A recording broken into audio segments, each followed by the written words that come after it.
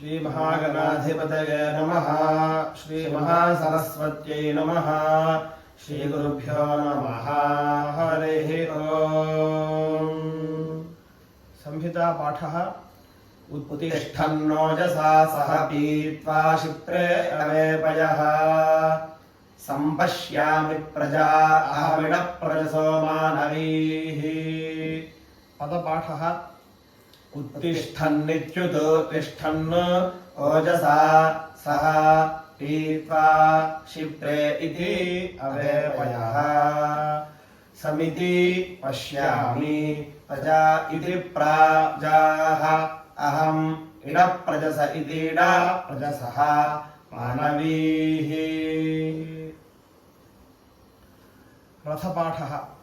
उत्तिष्ठन्नोजसा उत्तिष्ठन्नित्युतो तिष्ठन् सम्पश्यामि ओजसोत्तिष्ठन् पश्यामि सम् उत्तिष्ठन्नोजसा उत्तिष्ठन्नित्युतो तिष्ठन् सम्पश्यामि ओजसा सह पश्यामि प्रजाः ओजसोत्तिष्ठन् प्रजाः पश्यामि सम् उत्तिष्ठन्नोजसा उत्तिष्ठन्नित्युतो तिष्ठन् सम्पश्यामि ओजसा सह पश्यामि प्रजाः पीत्वा प्रजा अहम् प्रजा इति प्राजाः पीत्वा सहौजसोत्तिष्ठन् अहम् प्रजाः पश्यामि सम् उत्तिष्ठन्नोजसा उत्तिष्ठन्नित्युतो तिष्ठन् सम्पश्यामि ओजसा सह पश्यामि प्रजाः सह पीत्वा प्रजा अहम् प्रजा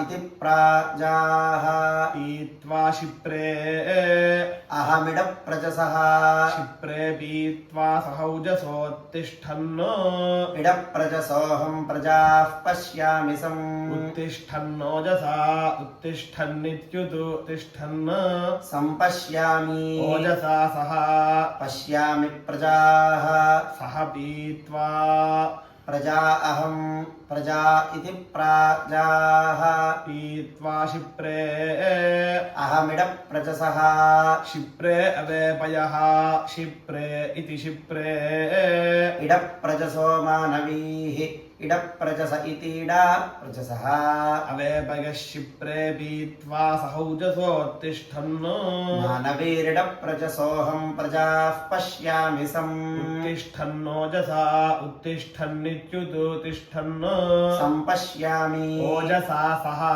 पश्यामि प्रजाः सह पीत्वा प्रजा अहम् प्रजा इति प्राजाः पीत्वा शिप्रे अहमिडप्रजसः शिप्रे अवेपयः शिप्रे इति शिप्रे इडप्रजसो मानवीः इडप्रजस इतीडा प्रजसः अवेपय इत्यवेपयः मानवीरिति मानवीः।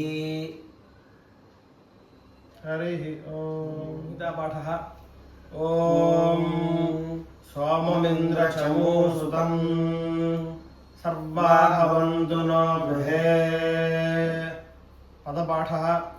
सोमम् इन्द्र चमू इति सुतं सर्वाः भवन्तु नः गृहे। रथपाठः।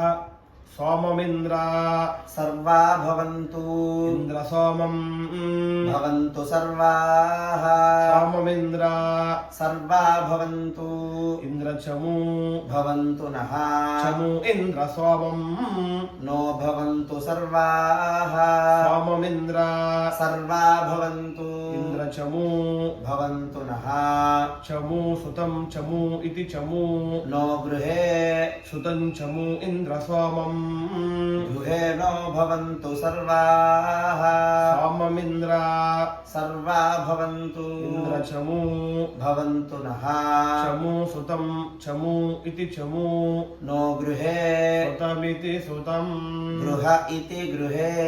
हरिः ओम्।